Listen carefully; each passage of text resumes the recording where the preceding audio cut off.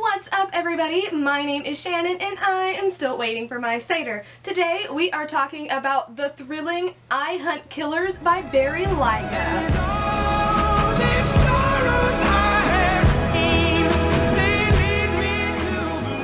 Let me just start off by saying that this is a horror book and it is not for the faint of heart, and it is certainly not for young readers, and that is because the author goes into great detail when they describe the crime scenes and all the murders, and you really get into like the thought process of a serial killer, and there's a lot of crazy backstory that, you know, it's not for everybody. But if you like books like this and you really want a book that is actually going to give you chills and it's actually going to be pretty thrilling and keep you guessing till the end, you have found it. I Hunt Killers focuses around Jasper Dent, who is the son of the notorious serial killer Billy Dent, who's known for killing, you know, 120 some odd women. So it's safe to say that Jazz did turn out to be a little bit of a sociopath. He is very good at mimicking human emotion, he's a great liar, very charming, and he kind of has to remind himself that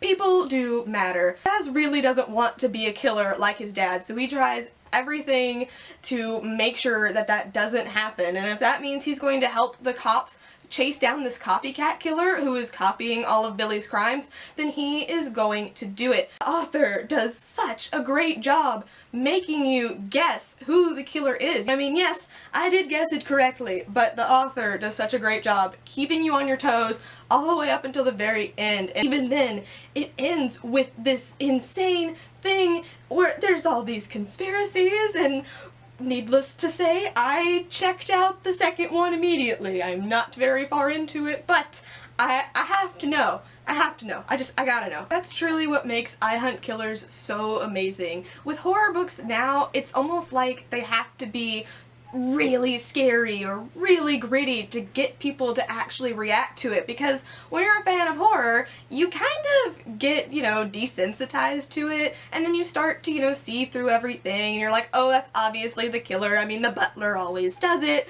But this book just does such a great job. Like, props to the author, because I was completely immersed from start to finish. I never could have seen that ending coming, and obviously it's just so amazing that I have to read the second one. The whole time I was like, how is this going to be a trilogy? This is totally a standalone. But once I got to the end, it's like, oh, no, we're reading the next one, and I really hope it doesn't have sequelitis, because then I'll be really sad. I'm about to get into a couple little spoilery things, so I am going to throw this spoiler warning up if you want to hit mute. I'm not going to reveal who the killer is, but we are going to go a little in-depth with Jazz's backstory. So everybody ready? Here we go. What really got to me about this book was how Jazz was raised, because until he was about like 8 or 9 or somewhere in there, he lived with this serial killer, with his dad. It even says that he knew that Billy did all these terrible things, but he was still his father, and like, that's just how children are. You look up to your parents, you still love them, you still go to them for comfort, but he knew that he was this killer, and his dad would sit him down and tell him about every single one of his kills. He would tell him every single detail, including all of the rape, which is a lot of stuff to tell to a child. And it gets really heavy when his dad makes Jazz watch him kill his dog. Like, there's this little child, like probably like 6 or 7, watching his dad kill his dog, and he's just crying because his dog was alive. His dad skinned his dog alive. Like, oh my god, he's crying, and his dad finally comes over.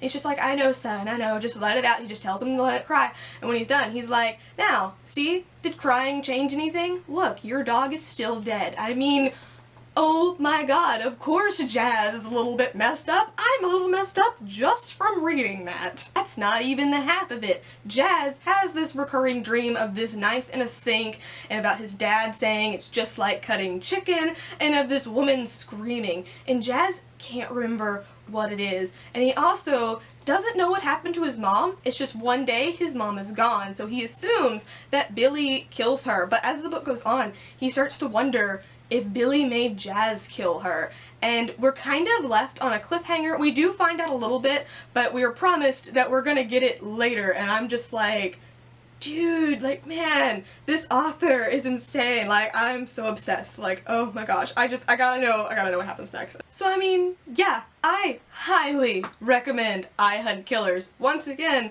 keep in mind that they do go into excruciating detail, especially with the background stuff, and I mean, I'm a little messed up just from having to read a couple of those passages, and yeah, it gets a little heavy, it gets a little weird, but it is so good. I mean, I even got to some points where I didn't feel comfortable listening to it alone. Like, it would just make me really kind of on edge. Like, I had to go to work yesterday, we're closed, but I had to go and water all the plants, and I was gonna listen to this book, but I couldn't make myself do it, because I'm like, I don't want to be here all by myself hearing about all these murderers and then just like turn around and there'd be like this person behind me. Like, no, I just couldn't do it, so I listened to music instead. So regardless, this book is absolutely amazing and I would totally give it a shot. Next week it's gonna be all about the sequel to I Hunt Killers game. I am not very far into it, but if it's anything like the first one, I know it's gonna be great, so go ahead and subscribe so you won't miss everything.